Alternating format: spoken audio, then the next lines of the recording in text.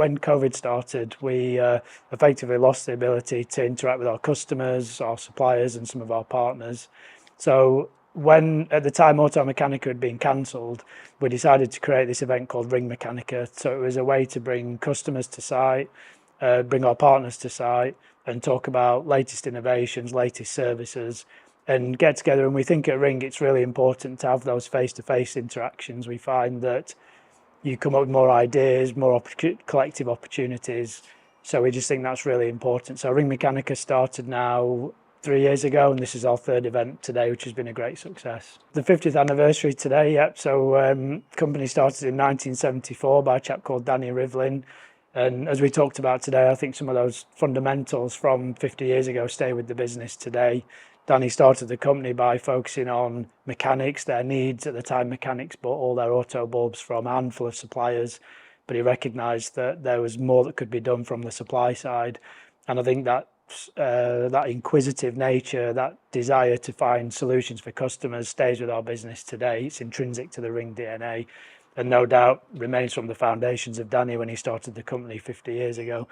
To celebrate, we've had the Ringmechanika event. We've had around 30 customers on site, as well as press and lots of our other supply partners. So we've had a great day, and we've been lucky. The weather's held off, and it's been a fantastic day. In terms of lighting technology, we're very well placed, being part of the Osram group. So Osram are the #1 global automotive bulb manufacturer in the world.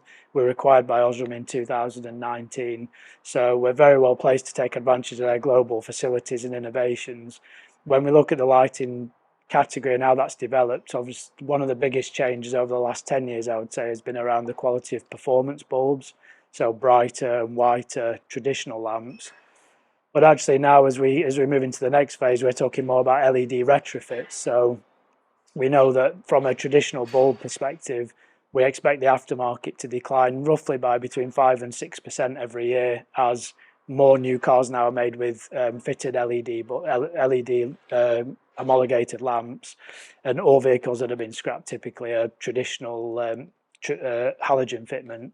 So as we see the market gradually decline, our intention is to take more market share.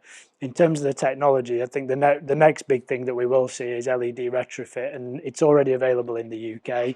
It's actually not road legal in the UK. Well, in England, but in Ireland now it has been made legal. So in lots of European countries, LED retrofits are now legal, and in places like Germany, Italy and Spain, those technologies have been used on the road. In England, we haven't caught up with that regulation yet, and it's something that we're working with the UK government on. But for sure, one of the biggest changes in the UK market over the next 5 to 10 years, I think, will be the legalisation of LED retrofit, which will give end users an option to have an LED effect in a traditional fitment. Headlight glare is a huge topic, and we know that from a UK perspective at the moment, there's been a government review into the causes of headlight glare commissioned, and I'd like to think that we've played our part in that investigation being raised. We've done lots of PR, lots of awareness around the causes of glare. Now, for us, the two causes of glare that I think we can contribute to the review of is around bulb quality in the traditional sense, so halogen bulbs, and also LEDR regulation. So the strong position we're in with Osram is that Osram have driven LED legalisation across lots of countries. So they've done this before, they know how it works. So they're now, Osram are supporting us heavily in the UK with our review with the UK government. The other significant cause of glare is bulb quality. And what we see in our testing of bulbs in our facilities in Leeds, but also our global facilities through Osram, is that lots of bulbs, traditional halogen bulbs available in the UK market, are outside of Reg 37. Now, Reg 37 looks at, part of what Reg 37 looks at is beam pattern, but also it looks at photometry, so whether the bulb is too bright or too dim. And we see lots of bulbs in the UK market that are outside of Reg 37, which is a big concern. So one of the topics that will really be supporting the UK government within their review that's about to start is looking at how we can get better, how we can regulate more effectively bulbs that are not within Reg 37. And we think that's really important. It's a really tough topic because from a mechanics perspective, they can't test Reg 37 at the moment as part of the MOT, whereas other countries do that. But we know that lots of mechanics don't maybe have the equipment or the time or the experience, and actually they're not required to do it currently. So for us, that's a really big topic. How do we get better? How do we regulate that risk for end users more effectively? So the way that we're supporting garages with our services, something we've invested heavily in are our workshop solutions vans. So we've now got 5 vans that are driving around the country every day, visiting end users to demonstrate product to them, to help them understand why they need those products, how those products work, but actually what the value is to the end user of those products. Now, from a product perspective, what we're trying to do with the Ring brand particularly is we're trying to create solutions for mechanics that are affordable but great quality.